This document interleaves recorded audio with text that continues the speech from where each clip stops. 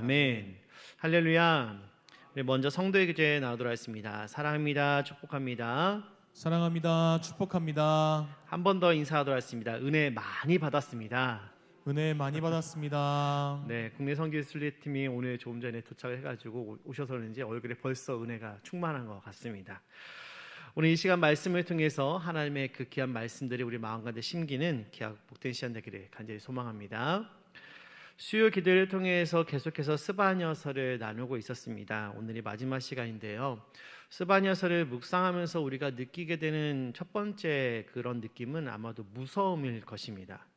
시작부터 무서운 하나님의 심판, 그리고 온 땅과 하늘, 사람과 짐승까지 모두 심판하시며 쓸어버리겠다라고 하시는 그런 무서운 경고가 이 스바냐서 초반에 가득했기 때문에 그런 것이죠. 그러나 성경의 심판은 끝이 아닙니다. 하나님의 심판은 무너뜨리기 위함이 아니라 우리를 정결케 하시고 또 회복시키기 위함이기 때문에 그렇다는 것이죠. 오늘 본문이 바로 그 결말을 우리에게 보여주는데요. 하나님의 거대한 구원 사역이 어떻게 마무리되는지 말씀을 통해서 확인하면서 이를 통해 마지막 날 구원을 완성하실 하나님을 기대하고 또 기쁨으로 노래할 수 있는 우리 모두 되기를 간절히 소망합니다. 먼저 본문 9절 말씀을 다시 함께 읽도록 하겠습니다. 9절입니다. 시작. 그때 내가 여러 백성의 입술을 깨끗하게 하여 그들이 다 여호와의 이름을 부르며 한 가지로 나를 섬기게 하리니. 아멘. 하나님께서 심판 이후에 여러 백성의 입술을 깨끗하게 하시겠다라고 말씀하십니다. 이들의 입술이 깨끗함을 입을 수 있는 것은 자신들의 노력이나 수고로움 때문이 아니라 바로 하나님에 의해서 깨끗함을 입게 된다는 사실을 우리는 기억을 해야 하는 것이죠. 성경은 입술을 단순히 신체적인 부위나 소리를 바라는 것으로 한정하지 않습니다.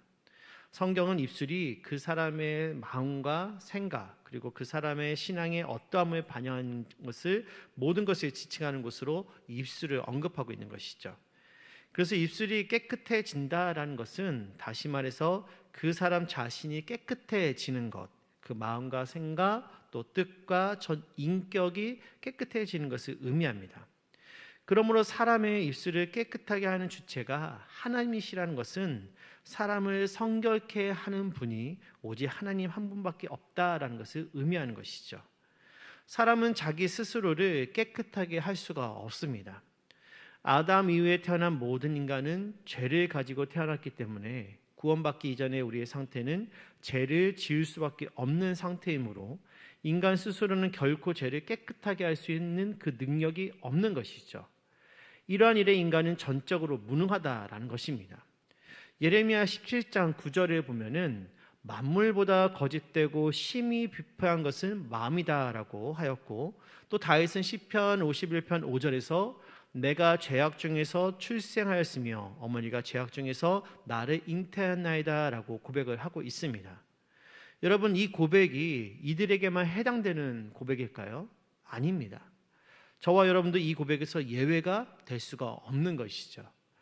이렇게 사람의 본성이 본질적으로 부패한 까닭에 인간 스스로의 힘으로는 자신을 조금도 깨끗하게 할 수가 없습니다. 세상에서는 인간이 스스로의 노력으로 자기 자신을 깨끗하게 또 온전하게 할 수 있다고들 말합니다. 그러면서 그런 노력의 대표적인 방법으로 교육과 수양을 예로 드는 것이죠. 그러나 이런 교육과 수양이 사람의 마음을 깨끗하게 하지 못함을 우리는 너무나도 잘 알고 있습니다. 아무리 많은 교육을 받아도 또 산속으로 들어가서 오랫동안 수양을 해도 스스로는 자신을 성결케 할 수가 없는 것이죠. 전적으로 부패한 인간은 깨끗하게 할 수 있는 이는 오직 한 분 하나님 외에는 없는 줄로 믿으시기를 바랍니다. 그분은 그분의 형상을 따라 인간을 창조하셨고 거룩하시고 죄와 철저히 분리되셨으며 전능하신 그 능력을 갖고 계시기 때문에 이러한 일이 가능하시죠. 다윗은 이러한 사실을 깨달았기 때문에 다음과 같이 고백합니다. 시편 51편 10절 말씀 제가 읽어드리겠습니다. 하나님이여 내 속에 정한 마음을 창조하시고 내 안에 정직한 영을 새롭게 하소서. 아멘. 그렇다면 이렇게 죄의 용서를 받고 회복된 인간이 하나님 앞에서 취해야 되는 모습은 과연 무엇일까요? 오늘 본문에 보면 그 힌트를 우리가 알 수가 있는데요. 9절 하반절부터 10절 말씀을 우리 함께 읽어보도록 하겠습니다. 시작. 그들이 다 여호와의 이름을 부르며 한 가지로 나를 섬기게 하리니 내게 구하는 백성들 곧 내가 홀튼 자의 딸이 구스강 건너편에서부터 예물을 가지고 와서 내게 바칠지라. 아멘. 여호와 하나님에 의해서 입술이 깨끗해진 자들, 즉 죄의 용서를 받은 자들이 하나님 앞에 취해야 하는 모습은 바로 예배의 회복입니다. 오늘 본문에서 하나님으로부터 죄의 용서를 받아 입술이 깨끗해진 자들은 이제 하나님 앞에 나아갈 수 있게 되었고, 그 결과 예배와 찬양이 회복되게 된 것이죠. 그래서 그 안에 이제 기쁨이 충만하게 됩니다. 더 나아가 10절에서 말하고 있는 것과 같이 하나님께서 흩어서 구스, 지금의 이집트에까지 흩어진 주의 자녀들이 이제 그 회복됨으로 말미암아 예물을 가지고 다시 하나님께로 와서 예배를 드리게 됨을 말씀하시는데, 이 모든 것이 하나님께서 그들의 입술을 깨끗하게 하셨기 때문인 결과인 것이죠. 사랑하는 성도 여러분, 오늘 우리의 입술은 무엇을 담고 있습니까? 불평과 원망을 담고 있습니까? 아니면 하나님의 이름을 높이는 예배와 찬양으로 우리의 입술이 가득합니까? 우리 수원복부교회 모든 성도들의 입술은 오직 여호와 하나님의 이름만을 높이며 그분을 예배하며 찬양함이 우리의 기쁨인 줄로 알고 주님 앞에 언제나 정결하며 깨끗한 입술이 될 수 있기를 간절히 소망합니다. 우리 계속해서 본문 12절 말씀을 함께 보겠습니다. 12절입니다. 시작. 내가 곤고하고 가난한 백성을 내 가운데에 남겨두리니 그들이 여호와의 이름을 의탁하여 보호를 받을지라. 아멘. 여기 보면 하나님께서 곤고하고 가난한 백성을 남겨두시겠다라고 하시는데, 그들은 여호와의 이름을 의탁하여서 보호를 받게 될 것이다 라고 말씀하십니다. 그런데 이 앞절인 11절에 보면은 이와 전혀 반대되는 자들이 언급이 되는데요. 11절 중반 이후를 보면은 내 가운데서 교만하여 자랑하는 자들이 바로 그들입니다. 이들은 하나님께서 공동체 안에서 제거하시겠다라고 말씀하시죠. 그러므로 11절을 바탕으로 조금 전에 읽었던 이 12절을 다시 한번 정리를 해보면은, 곤고하고 가난한 백성이란 문자적으로 이해할 수 있는 그 곤고하고 가난한 백성이라기보다는 11절에서 언급한 이 교만하고 자랑하는 자들과 대조를 이루는 그런 자들이다라고 볼 수가 있는 것입니다. 즉 이들은 자기 스스로 구원받을 수 없다라고 인정하고 오직 하나님만을 의지하는 그러한 겸손한 자들, 마음이 가난한 자들을 지칭한다라고 할 수가 있는 것이죠. 이를 통해 우리는 하나님께서 오직 하나님만 의지하는 겸손한 자들, 마음이 가난한 자들을 남겨두시고 그들을 구원하신다라는 사실을 알 수가 있는 것입니다.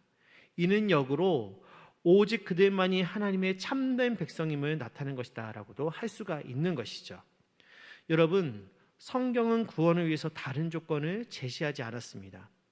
하나님의 백성이 되고 구원을 받는 것은 그가 무엇을 하고 어떤 업적을 세우고 어떤 자격을 갖추어서 되는 것이 아니라는 것이죠. 구원받을 자가 하는 것이라고는 오늘 본문에서 하나님께서 언급하고 있는 자들처럼 자신의 연약함과 부족함을 인정하고 오직 하나님만을 절대적으로 신뢰하며 하나님의 베푸시는 구원을 소망하는 자들 뿐이라는 것입니다.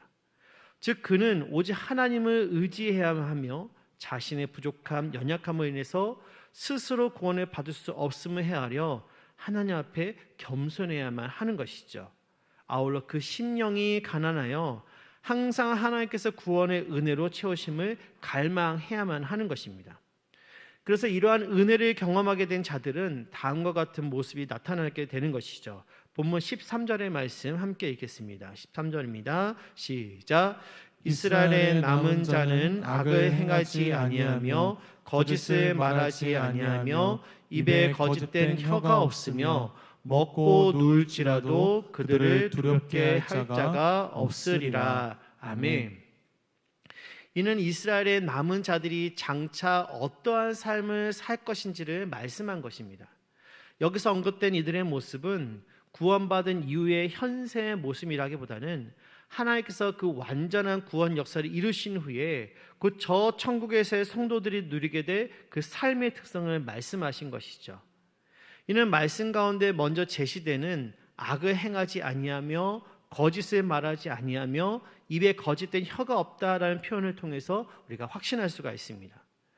구원받기 이전의 인간의 상태가 죄를 지을 수밖에 없는 상태였다면 하나님의 구원 사역이 모두 마무리된 이후의 성도는 영화롭게 되어서 이제 죄를 지을 수 없는 상태가 되었음을 말하고 있는 것입니다.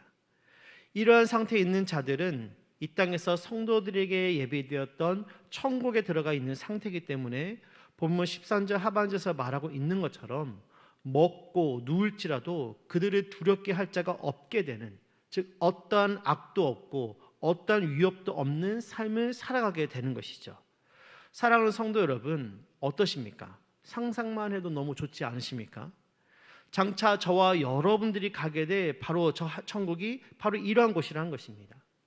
더 이상 성도를 괴롭게 하는 것도 없고 어떠한 갈등과 고민과 아픔과 슬픔 등 이 세상에서 존재하는 그 표현할 수 있는 모든 부정적인 것들이 다 사라진 곳이 바로 하나님께서 우리 성도들에게 예비하신 것, 바로 오늘 성경에서 말씀하고 있는 그 천국, 바로 그것을 우리에게 지금 다시 한번 약속해 주고 계시는 것이죠.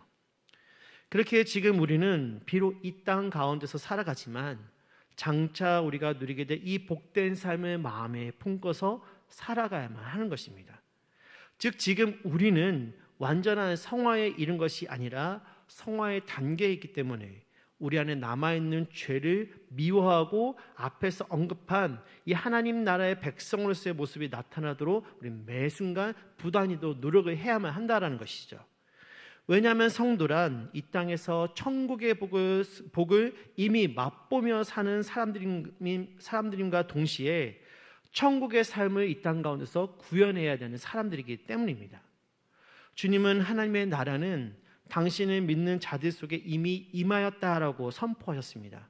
그러므로 저와 여러분들이 하나님께서 택하신 남은 자들임을 알고 장차 천국의 주민이 될 사람들로서 악을 행하지 아니하며 거짓을 말하지 아니하며 거짓된 말에 멀리하는 삶을 살아갈 수 있기를 간절히 소망합니다.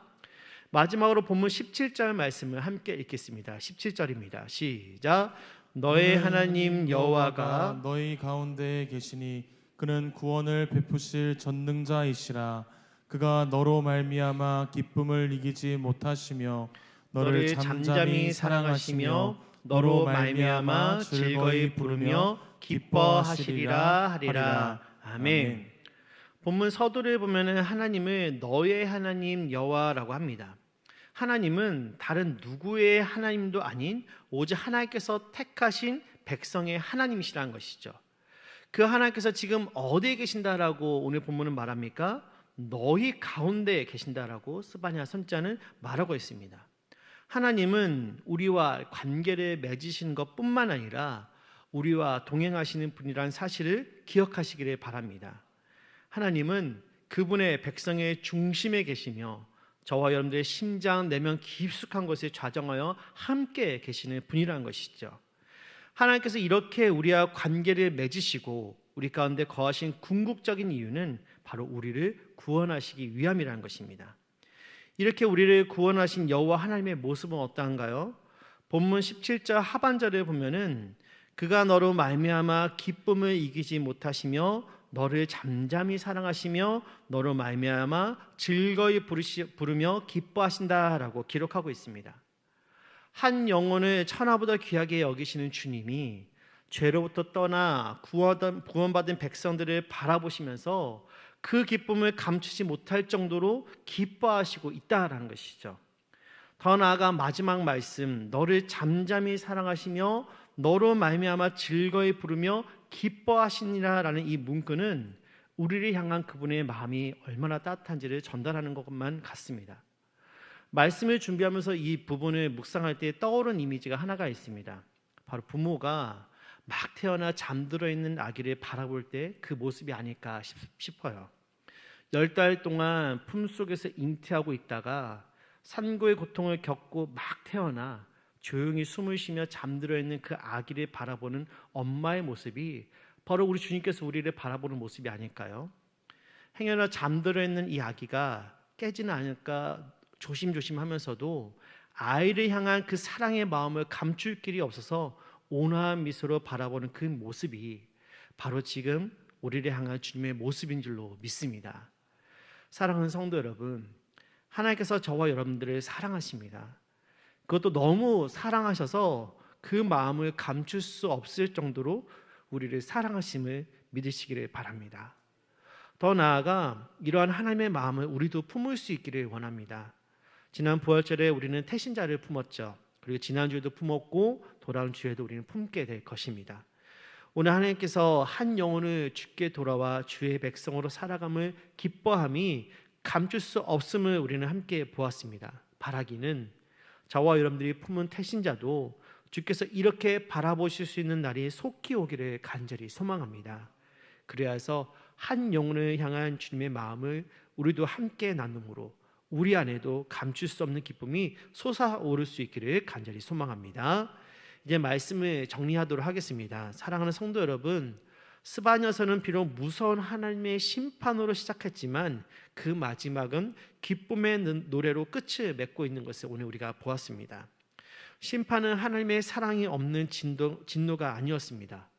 죄를 미워하시는 주께서 그 죄를 심판하시어 성도를 깨끗하게 하시고 마침내 기쁨으로 부르시려 하는 하나님의 사랑인 것이죠. 우리 자신을 돌아보면 우리는 참으로 허물과 죄악으로 가득 찼으며 또 우리 안에 어떠한 기대의 소망이 있겠습니까? 그럼에도 하나님께서 우리를 구원하신 것은 당신의 그 크신 긍휼과 사랑으로 인함인 것이죠. 우리는 당연히 하나님께서 베푸신 구원에 그러므로 감사하며 그 구원을 인하여서 기뻐해야만 하는 것입니다. 그러나 우리가 그 사랑과 은혜를 안다면 단지 우리가 받은 구원만을 인해서가 아니라 하나님 자신을 기뻐하고 그분을 사랑하는 삶으로 나타나야만 하는 것이죠.